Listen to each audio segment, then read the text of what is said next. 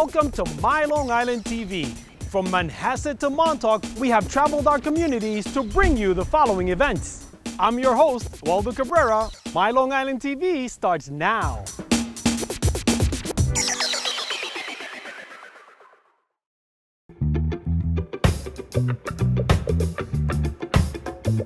The IDS organized this event to help provide the interior designers with the business side of their daily grind.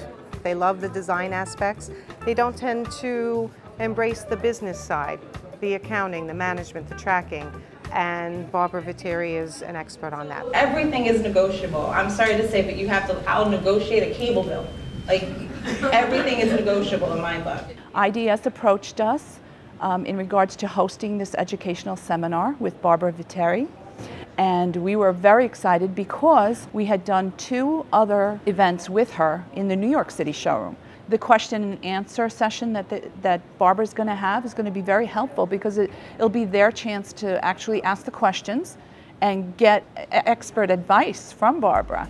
You know, there's so many ways that you can make a buck. You know, you're not the only squirrel trying to get the same nut. But I hate to say there is a lot of competition being in the interior design industry. Your clients are acting as if they're interior designers. They just want your guidance. So, you know, to be a true player, they really have to start focusing on what makes them different from their competitors. And their competitors could be living next door. How do successful designers handle a client who's also a possible competitor? So they understand their selling point at this game is to sell their intellectual property. Sure, their client can go to any big box store and buy any piece of furniture, but can they coordinate it with everything else in their house? The grandmother piece that the father doesn't want to give up, you know what I mean? She'll say it's plumb ugly, but the designer is going to be able to say, no, I can make it pretty again.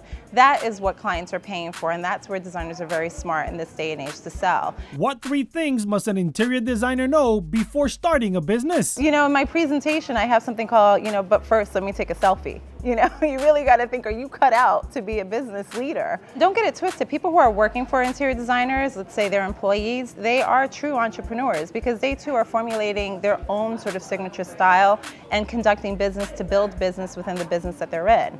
So just because you're working for someone doesn't mean that you can't elevate your craft and make it your own.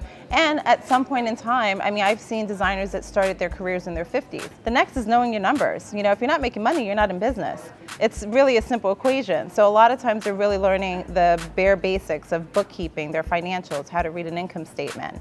And then it's really the old-fashioned hustle. You know, pros are out there. How do we get published? How do we deal with social media?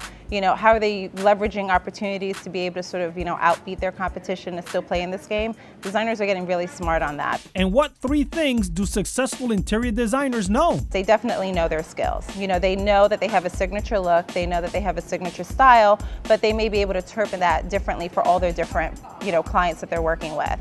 The next is that they're staying in the know. You know, with social media, they know that they can use that and leverage that to really gain some business. You know, it's no longer just word of mouth. It's like, we got to take it where we can get it. And then I have to admit that they're really getting smart with their numbers. You know, they're really paying attention to their financials, really seeing that bottom line, and they are not taking their profits to just spend anywhere. They're really getting strategic.